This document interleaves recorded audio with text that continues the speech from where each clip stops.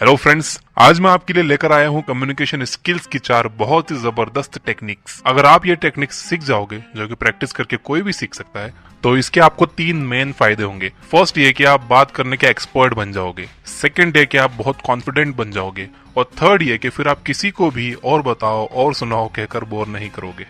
तो दोस्तों, बिना किसी डिले के हम डायरेक्ट आते हैं काम की बात पर। Technique number 1, quality. ये सुनने में बहुत कॉमन लगता है, लेकिन है नहीं। एक अच्छा कन्वर्सेशन डिपेंड करता है उसकी क्वालिटी पर।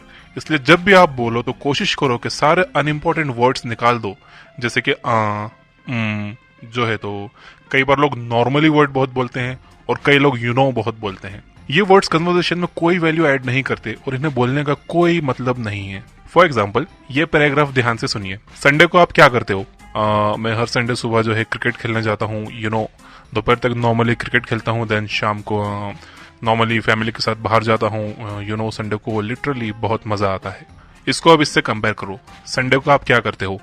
मैं हर संडे सुबह क्रिकेट खेलने जाता हूँ और दोपहर तक क्रिकेट खेलता हूँ, देन शाम को फैमिली के साथ बाहर जाता हूँ, संडे को लिटरली बहुत मजा आता है। आपने देखा, सेकेंड वर्जन काफी शॉर्ट है, लेकिन जो इन्फॉर्मेशन कन्वे की गई है वो सेम है, बल्कि सेकेंड वर्जन ज्यादा कॉन्फिडेंट और सिंसियर लग रहा है। इसमें अभी भी एक कमी है। इसमें क्या कमी है देखते हैं टेक्निक नंबर 2। टेक्निक नंबर 2 है possess.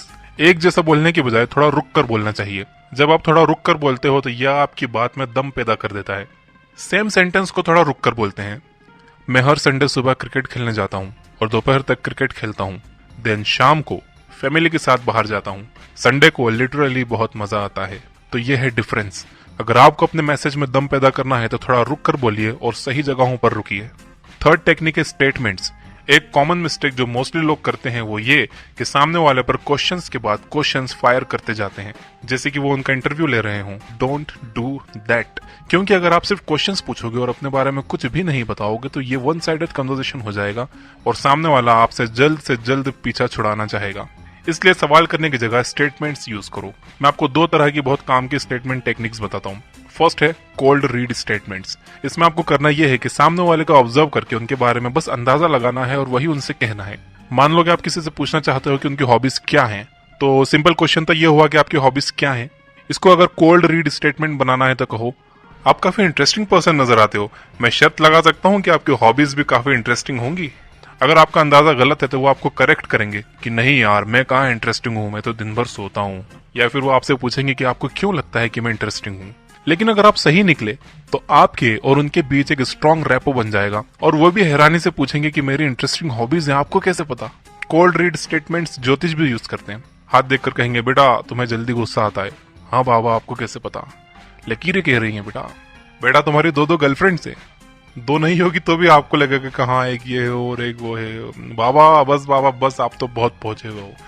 Do not fall in this shit. ये बस कोल्ड रीड स्टेटमेंट्स हैं। इन्हें ज्योतिष, मेंटलिस्ट, साइकिक्स एंड इल्यूशनिस्ट यूज करते हैं। सामने वाले के बारे में अंदाजे लगाइए। अगर आप गलत हो तो वो आपको करेक्ट करेंगे, अगर आप सही हो तो एक बहुत अच्छा कनेक्शन बिल्ड हो जाएगा। सेकंड स्टेटमेंट टेक्निक है स्टोरी स्टेटमेंट्स। अगर आपको किसी से पूछना है कि उनको किस बात से डर लगता है, ये बहुत सिंपल क्वेश्चन हो गया। इसमें आपने कोई इन्फॉर्मेशन शेयर नहीं की। आप इस सवाल को एक स्टोरी फॉर्म में बना सकते हो। आप कह सकते हो, बचपन में मुझे अंधेरे से बहुत डर लगता था। मैं सोते टाइम खुद को ब्लैंकेट में पूरी तरह छुपा लेता था ताकि कोई भूत मुझे पकड़ ना पाए। यहाँ पर आपने एक स्टोरी सुनाई जिससे सामने वाला कई टॉपिक्स निकाल सकता है, लाइक अंधेरा, बचपन, भूत, और वो अपने एक्सपीरियंस बता सकता है। सो सिंपल क्वेश्चंस करने की जगह स्टेटमेंट्स यूज करो, इससे ज्यादा अच्छा कनेक्शन बनता है। अब आता है कम्युनिकेशन की टेक्निक नंबर 4 पे। ये टेक्निक इतनी स्ट्रांग है कि अगर आप इसे सीख जाओगे तो आपके पास बातों की कभी कमी नहीं होगी और आप कभी भी और बताओ और सुनाओ जैसे वर्ड्स यूज नहीं करोगे। इसे कहते हैं कन्वर्सेशनल थ्रेडिंग। एक नॉर्मल कन्वर्सेशन कितना फनी होता है, सुनिए। आप कहाँ से हो? मैं मुंबई से हूँ। Oh that's cool. आप कहाँ से हो? मैं औरंगाबाद से हूँ। ओह अच्छा, और सुनाओ? सब बढ़िया, आप सुनाओ। बस, और यहीं पर आपका कन्वर्सेशन मर जाता है। कन्वर्सेशनल थ्रेडिंग 2 वेज में काम करती है। फर्स्ट ये कि जब आप कुछ बोलो तो इतनी इन्फॉर्मेशन दो कि सामने वाला उसमें से टॉपिक निकाल कर आगे बात बढ़ा सके, यानी कि आपके स्टेटमेंट में एक स्टोरी होनी चाहिए, अगेन स्टोरी। और सेकंड वे ये कि सामने वाला जो बोल रहा है आप उसमें से टॉपिक्स ढूंढो। जब भी हम कुछ कहते हैं तो हमारे हर सेंटेंस में कई टॉपिक्स होते हैं जिन पर हम ध्यान ही नहीं देते। अगर इस कन्वर्सेशन में सिर्फ ये कि मैं मुंबई से हूँ की जगह अगर ये कहा जाए कि वैसे तो मैं मुंबई से हूँ लेकिन मुझे छोटे शहर में रहना पसंद है क्योंकि मुझे ज्यादा भीड़ भाड़ पसंद नहीं है, इस सेंटेंस में से कई बातें शुरू की जा सकती हैं, लाइक मुंबई, छोटा शहर, भीड़ भाड़। आप अपनी मुंबई ट्रिप के बारे में बात कर सकते हो, छोटे शहर के आपके एक्सपीरियंस के बारे में बात कर सकते हो, भीड़ भाड़ पर अपनी राय रख सकते हो, लास्ट टाइम जब आप ट्रैफिक में फंसे थे वो एक्सपीरियंस बता सकते हो।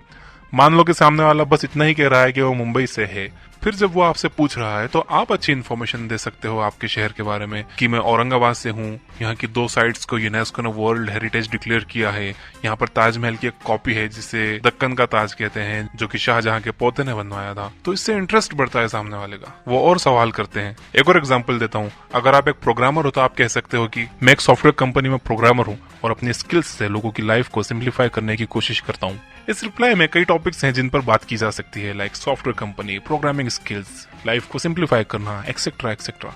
मोस्टली कन्वर्सेशन के जल्दी खत्म होने की वजह यही होती है कि दोनों पार्टीज एक दूसरे को ऐसे टॉपिक्स ही नहीं देते जिन पर बात की जा सके, जबकि वो दे सकते हैं।